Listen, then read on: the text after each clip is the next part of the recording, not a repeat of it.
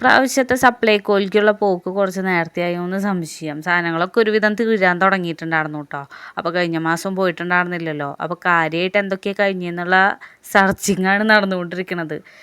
എല്ലാം ഓൾറെഡി മനസ്സിലുണ്ട്. എന്നാലും എന്തെങ്കിലും വഴിക്ക് മറന്നു പോയാലോ വിചാരിച്ചിട്ട് ഒക്കെ പേപ്പറിൽ എഴുതി കൂട്ടുകയാണ് കേട്ടോ. അപ്പോൾ റേഷൻ കാർഡും സഞ്ചി സാധനങ്ങളൊക്കെ എടുത്തിട്ട് ഞാൻ എൻ്റെ പടക്കം തളികയിൽ അങ്ങോട്ട് പടന്നു പോവുകയാണ്. പോകുമ്പോൾ ആകെയുള്ളൊരു ടെൻഷൻ സാധനങ്ങളൊക്കെ ഉണ്ടാവുമോ എന്നുള്ളതാണ്. കാരണം ഇവിടുന്ന് ഒരു സഞ്ചി കെട്ട് നിറച്ചിട്ടാണ് പിന്നെ വേറെ വഴിക്ക് നടക്കേണ്ടി വരിക. അപ്പോൾ അത്യാവശ്യം സാധനങ്ങളൊക്കെ മേടിച്ചപ്പോൾ അവിടെ ഒരു കുട്ടീനാണ് അപ്പം എനിക്ക് നീരവന് പെട്ടെന്ന് ഓർമ്മ വന്നു കേട്ടോ. അവൻ ഇതേപോലെ കാര്യം അന്വേഷിച്ച് നടക്കാറുണ്ട് അങ്ങോട്ട് എൻ്റെ കൂടെ വരുമ്പോൾ.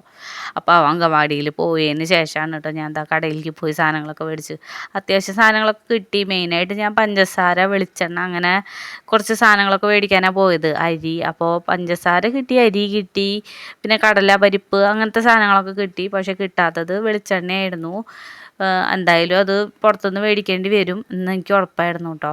അപ്പോൾ എന്തായാലും ഉണ്ടായിരുന്ന സാധനങ്ങളൊക്കെ വേഗം ഒതുക്കി വെക്കാമെന്ന് വെച്ചു. അരി കുഴപ്പമില്ലാത്തതാണ്. അതായത് പ്ലേസിൽ വെക്കണം കേട്ടോ. അപ്പോൾ ആദ്യം അരി എടുത്തിട്ട് ആ അരി ഡപ്പയിലുണ്ടായിരുന്ന അരിക്കൂട്ടത്തിൽ തന്നെ ഞാൻ അങ്ങോട്ട് മിക്സ് ചെയ്യാനാട്ടോ.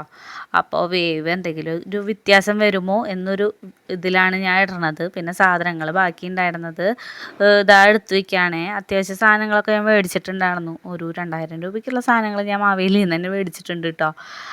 അങ്ങനെ എന്തായാലും ഇടയ്ക്കിടയ്ക്ക് കടയ്ക്ക് പോകണ്ടല്ലോ എന്ന് വിചാരിച്ചിട്ട് അങ്ങനെ കൈയോടെ മേടിച്ച് വയ്ക്കുക. പിന്നെ എനിക്കിങ്ങനെ വീട്ടിൽ നിറച്ച സാധനങ്ങൾ മാസം തുടങ്ങുമ്പോൾ തന്നെ കാണണം, അങ്ങനെ ഒരു ശീലമുണ്ട്.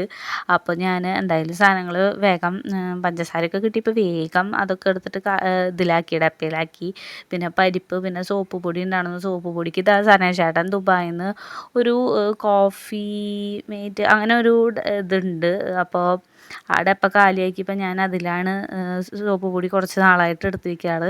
കാരണം അതിൻ്റെ മൂടിയിൽ ഒരു ഗ്യാപ്പുണ്ട്. അപ്പോൾ അതുവഴി നമുക്ക് എളുപ്പത്തിന് കുറച്ച് നമ്മുടെ ആവശ്യം അനുസരിച്ചിട്ട് നമുക്ക് സോപ്പ് പൊടി യൂസ് ചെയ്യാൻ പറ്റും കേട്ടോ.